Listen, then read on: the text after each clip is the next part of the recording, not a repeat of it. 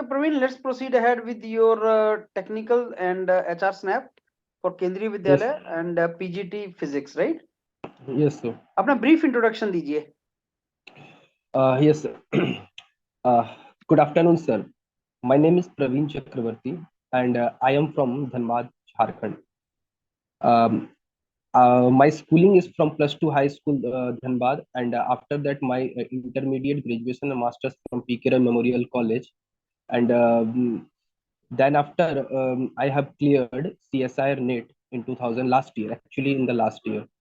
And I have also cleared GATE examination and a GST examination also. And I've also attended UPPGT interviews panel last year.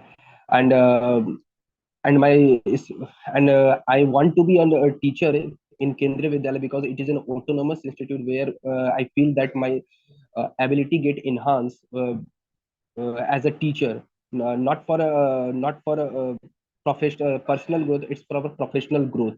And I want to and since I am I believe that I am a self learner, that it will be very helpful to achieve my goals.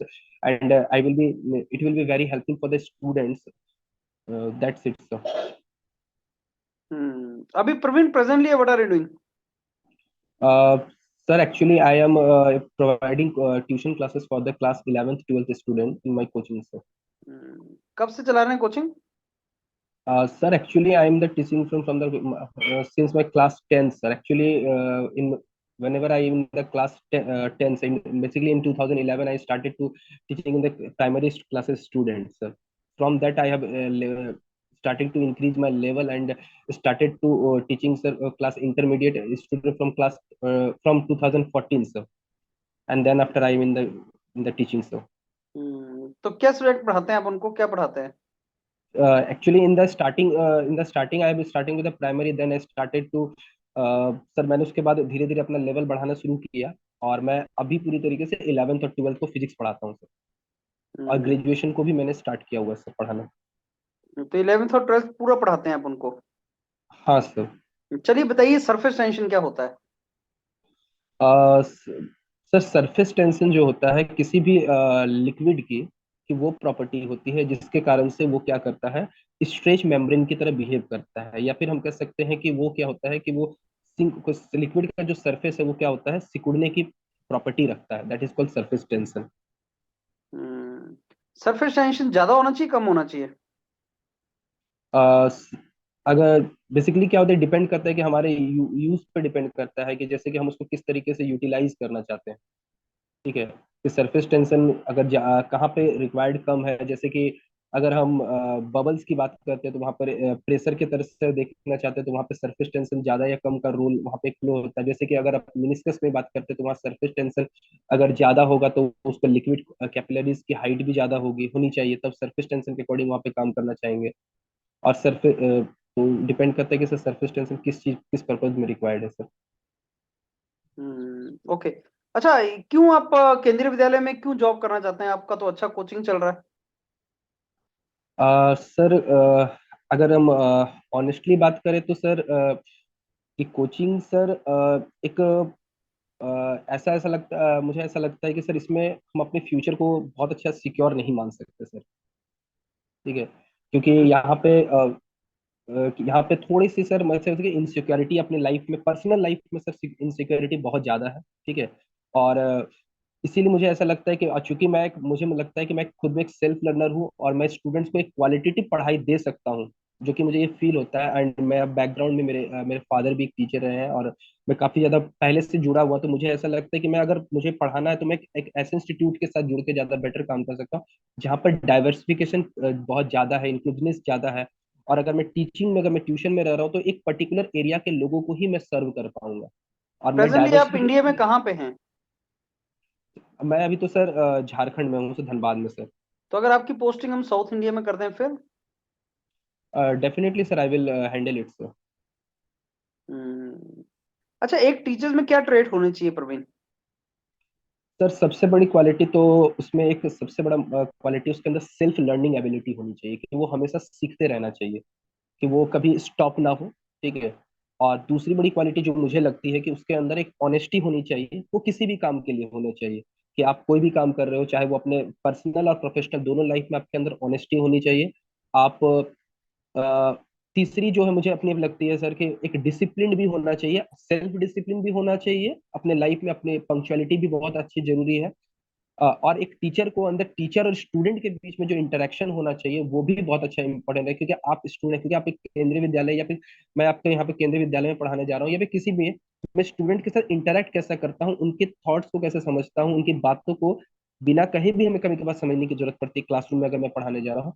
तो ऐसा लगता है कि वहां पे ये सारी quality teacher के अंदर होनी चाहिए। हम्म। तो क्या आपके अंदर ये सारी क्वालिटीज हैं?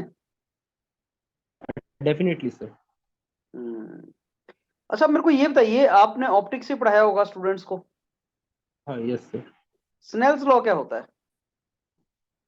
सर स्नेल्स लॉ जो है वो रिफ्रैक्शन से जुड़ा हुआ एक लॉ है। और ये जो बताता है कि किसी भी मीडियम के अंदर में जब कोई लाइट एंटर करता है, कोई भी पेयर है ऑफ मीडियम के लिए, जब लाइट एंटर करता है उस मीडियम में, तो लाइट कितने अमाउंट से अपने पाथ से कितना ज्यादा डेविएट होता है, उसको बताने के लिए एक अमाउंट का यूज करते हैं जिसका हम लोग कहते हैं रिफ्रैक्टिव इंडेक्स। और इसको अगर मैथमेटिकली समझने की कोशिश करते हैं तो जिसको म्यू से या एन से किसी किसी बुक में रिप्रेजेंट किया जा सकता है, बुकिश लैंग्वेज के हिसाब से अगर हम चलते हैं देखिए, तो हम इससे कहते हैं sine i by sine r, that is also equal to the speed of the light in medium one by speed of light in medium two. यानी दो मीडियम में स्पीड ऑफ लाइट का रेशियो के से आप इसको डिड्यूस करके बता सकते हैं। और ये कोई बेसिकली ये क्वांटिटी है जो बताता है कि मीडियम कितना ऑप्टिकली डेंसर है, उसको बताने की कोशिश करता है। ओके। रिफ्रैक्टिव इंडेक्स अगर किसी को, तुम्हें स्टूडेंट को सिंपली समझाना हो तो कैसे समझाओगे? रिफ्रैक्टिव इंडेक्स को मैं सिंपल, मैं एक स्टूडेंट जो कि एक क्लास, चूंकि यहाँ पे बात होती है कि सर मैं अगर रिफ्रैक्टिव इंडेक्स का जो टॉपिक है वो क्लास 10 से स्टार्ट होता है, मैंने आज के प्रेजेंट बात में बात कर रहे हैं। तो अगर मैं रिफ्रैक्टिव इंडेक्स समझाने बैठता तो मैं उसको इस तरीके से अगर बोलचाल की भाषा में समझाना चाहूंगा कि सपोज कीजिए आपकी अपनी कोई स्पीड है, ठीक है, मैंने कि आप अपने कोई काम किसी भी स्पीड से कर रहे हैं, आप अभी नॉर्मल है, आप फ्रेश स्ट्रेस में है, लेकिन अगर मैं आपको कोई स्ट्रेस कंडीशन में डाल दूं तो क्या आपकी उतनी ही स्पीड रहेगी? ठीक है, क्या अपनी इतनी एक्यूरेसी के साथ काम कर पाएंगे? तो हो सकता है कि आपकी स्पीड या एक्यूरेसी में कुछ चेंज हो जाए। अगर आपको फ्री एटमोस्फेयर मिला तो आप बढ़ सकते हैं, जैसे कि आप केंद्रीय विद्यालय में आप जा रहे हैं तो आप एक्सपोजर करने का आपको ज्यादा मिलता है, आपकी स्पीड एक्यूरेसी प्रोफेशनल सब कुछ में इंक्रीजमेंट इंक्रीमेंट देखने को मिलता है। तो वो जो अमाउंट होगा उसको मैथमेटिकली शो करने के लिए, जिस कितना इंक्रीमेंट हो रहा है आपकी स्पीड एक्यूरेसी में, कितना चेंजेस हो रहा है, उसी को मैं शो करने के लिए रिफ्लेक्टिव इंडेक्स का यूज कर सकता हूँ। अच्छा, why do you see the sky as blue? Sir actually इसमें एक कारण होता है स्कैटरिंग ऑफ लाइट का सर, कि जो हमारा एटमॉस्फेयर है वो बिल्कुल क्या है कि एक कोलाइडल मीडियम की तरह काम करता है। और कोलाइडल मीडियम की तरह जब काम करता है तो लाइट जब पार्टिकल, जो कि लाइट में जो विजिबल लाइट होती है वो सेवन कलर्स के वो बने होते हैं। तो लाइट जब उन पार्टिकल्स के से जाके इंटरेक्ट करता है तो वो क्या करते हैं, उस पर सारे कलर स्कैटर्ड हुए होते हैं, लेकिन किसी में हर कलर की जो स्कैटरिंग की एबिलिटी होती है वो अलग अलग होती है। और उसी एबिलिटी में सर जो लोअर वेवलेंथ वाले होते हैं उनकी स्कैटरिंग की इंटेंसिटी ज्यादा देखने को मिलती है। और इसी कारण से अगर आप विग्योर के पैटर्न को देखते हैं तो VIBG उसमें लोअर इंटेंसिटी, वायलेट इंडिगो और ब्लू को देखते हैं तो they are adding to some to be bluish colour. और हमारा आंख जो होता है वो ब्लूइश कलर या फिर red green blue blue colour को ज्यादा लेने के लिए ये होता है, इसलिए हमें आसमान क्या ब्लू दिखाई देता है सर। अगर मेरे को न्यूटन का सेकंड लॉ रॉकेट के ऊपर लगाना है तो कैसे लगाऊंगा? सर न्यूटन का सेकेंड लॉ को रॉकेट के ऊपर लगाना है तो वहां पे हम, जैसे कि अगर हम बात करते हैं कि एफ इज इक्वल टू, हम बात करते हैं न्यूटन का सेकंड लॉ डील करता है rate time rate of change of linear momentum की बात करता है सर। तो अगर हम बेसिक पर्पज में बात करते हैं तो F is equal to ma लिख के निकल जाते हैं, लेकिन ऐसे अगर न्यूटन रॉकेट पे लगाना है तो वहां पे मास कंजर्व नहीं होता है सर। तो वहां पे वेलोसिटी को constant velocity F is equal to v into dm/dt लेके चलते हैं सर। रॉकेट प्रोपल्शन का मेन फिनोमिना क्या है? सर बेसिकली वो law of conservation of linear momentum पे काम करता है सर। ये क्यों कंजर्व होता है? Why linear momentum is conserve?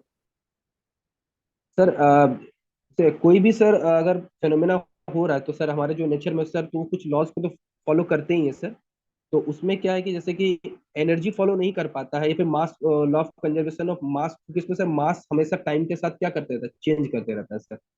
तो यहाँ पे वो क्योंकि कोई भी फेनोमेना हो रहा है, तो सर अगर बात करते हैं कि रॉकेट को अगर ऊपर की ओर जाना है सर, ठीक है, तो उसको मतलब कि अगर उसको ऊपर की, चूंकि रॉकेट का मेन पर्पज है उसको अप थ्रस्ट मिलना चाहिए, तो उसको डाउन थ्रस्ट मिलने के लिए उसको law of conservation of linear momentum को फॉलो करवाना पड़ता है सर।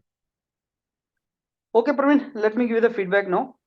Praveen, yes sir. एक तो सबसे बड़ा जो डिसएडवांटेज है ना आपका, आप हर थोड़ी देर बाद बोल रहे हैं ठीक है, ये स्टूडेंट्स के लिए हाँ बोलते हैं, इंटरव्यू में नहीं बोलते ये चीज को कि ठीक है। तो अब सर। वो क्या बोलेगा यस सर। उसका आंसर? तो ये तुम्हें टीचिंग का गिफ्ट मिला हुआ है, जो तुम स्टूडेंट्स यस को सर। पढ़ाते हो ना, तो थोड़ी थोड़ी देर बाद हम एज अ टीचर बोलते हैं चीज, तो इसका ध्यान रखना, ये यस। चीज वहां पे मत बोलना आप। बाकी आपका प्रेजेंटेशन ठीक है, एक टीचिंग स्किल के लिए अब एक बोर्ड तैयार करो जिसपे टीचिंग स्किल किया जा सके हाँ सर, और मैं कक्षा आपको को कर सके। कल मैं आपके साथ एक नया टॉपिक डिस्कस कर लूंगा सर। मैं आपने मुझे बताया था बट मेरे को समय नहीं मिला था, आप मैं इसलिए मैं आपको हाँ, कल एक बार रिप्रेजेंटेशन देता हूँ बाकी बोर्ड में ठीक है, सर। नॉलेज है पार्ट आपका अच्छा, जितना ज्यादा आप रिवाइज कर सकते हैं अच्छा है। बस उसको अच्छे यस सर। तरीके से डिस्प्ले करने की ट्राई करो, अलग अलग क्वेश्चन पूछेगा वो, एक्चुअली वो चीजें आपसे पूछेगा जो आप स्कूल में पढ़ाते हो स्टूडेंट्स को, वहीं से सिलेबस में यस से सर। ज्यादातर पूछते हैं वो। तो आपको उसका आइडिया होना चाहिए, और वो ठीक है, तुम्हारा knowledge is good, you are answering also.